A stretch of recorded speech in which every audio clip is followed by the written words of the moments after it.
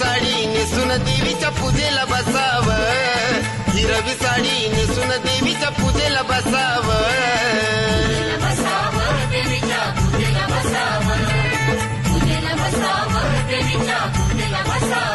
हे काळूबाईचं तत्व तुला माहित असावं, काळूबाईचं तत्व तुला माहित असावं.